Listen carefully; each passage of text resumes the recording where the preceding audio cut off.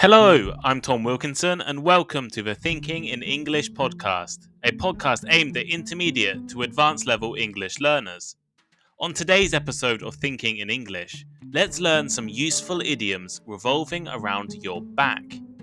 Check out my Instagram page, Thinking in English Podcast, for some great vocabulary content, and also head over to my blog, thinkinginenglish.blog, for full transcripts of every single episode.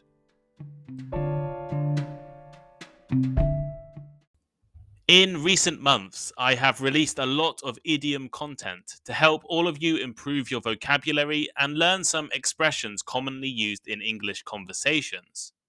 For example, my episodes on idioms to describe the emotions of sadness, embarrassment, and happiness, my Halloween episode on spooky idioms, which you can use all year round, business idiom episodes, animal idioms. There's many episodes, so go head over to my blog and you can check them all out.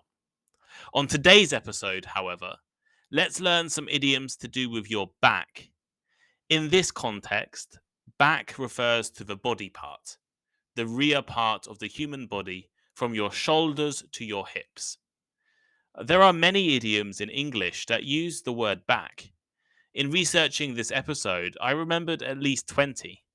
However, for the sake of time, I will focus on 6 of my favorites in this episode. And let me know if there are any idioms in your language that also use your back. As I have been quite ill over the last few days, I haven't had time to write and prepare longer episodes recently. However, hopefully things will be back to usual soon, and I will return to my usual schedule of uploads. Anyway, without further ado, here are today's back idioms.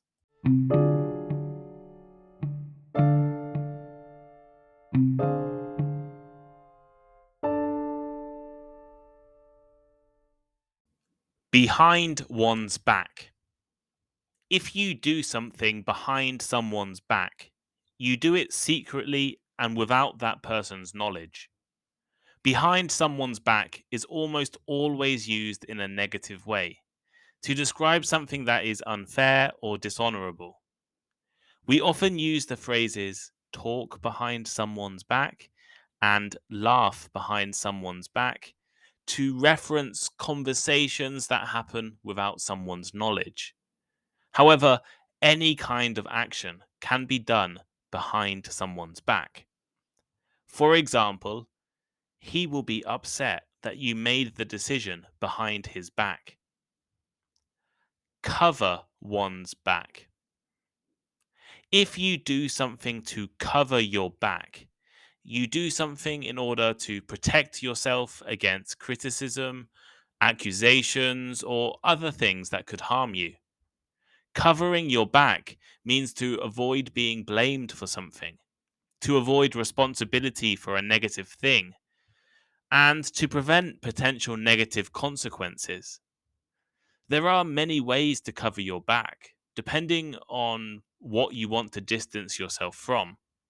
For example, a business executive may cover his back from accusations of wrongdoing by giving other people, maybe his employees, full responsibility instead. The opposite of covering your back is leaving yourself wide open to something. For example, whenever you make an agreement, you should cover your back by getting everything in writing. Back to the wall. Have you ever had your back to the wall? I know I have.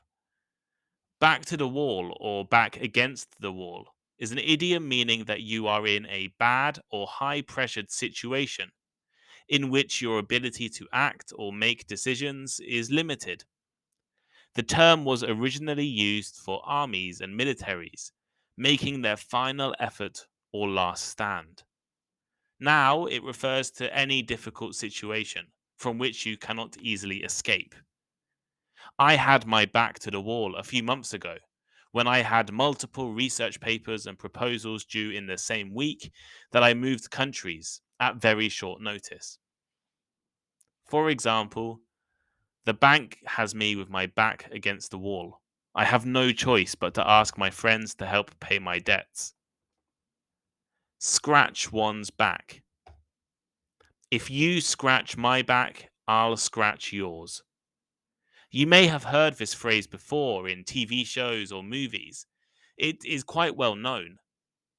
If you scratch someone's back, you do that person a favor in hopes that they will return a favor to you.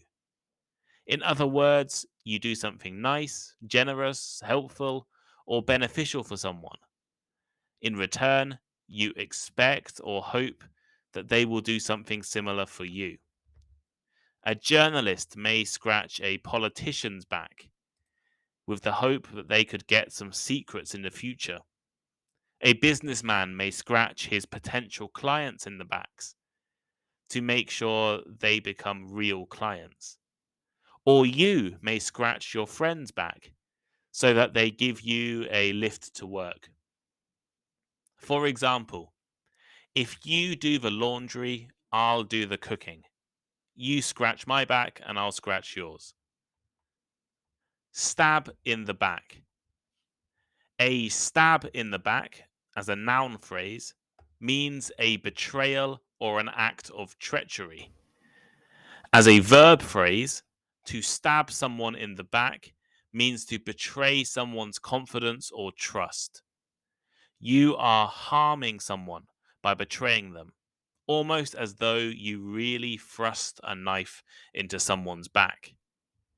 Companies will act like your friend to get your business, but they will stab you in the back when it makes financial sense. The leader of an organization always has to be careful. No one stabs them in the back in order to replace them. For example, you shouldn't trust her. She is always stabbing her friends in the back. Watch someone's back. If someone is trying to stab you in the back, then you need to watch your back or have someone watching your back. If you watch someone's back, you are committed and ready to help, assist, and defend that person. Or, in a less serious case, you will look out for them in case they need assistance. When my brother started at the same high school as me, my parents asked me to watch his back in case he got into any trouble.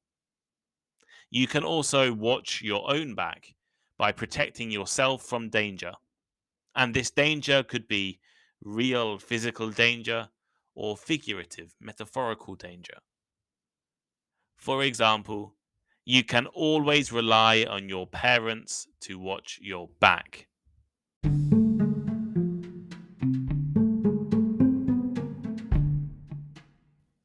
Thank you for listening to today's episode. If you enjoyed it, please leave a review or rating, recommend it to your friends, or let me know on Instagram. My Instagram is thinkinginenglishpod. The link should be in the description. And make sure you check out the Thinking in English blog. I love hearing from listeners, and I really appreciate all of the messages I have received over the past few months. Feel free to send me a message or give me some advice or recommend a topic. Have a great day, and I'll see you next time.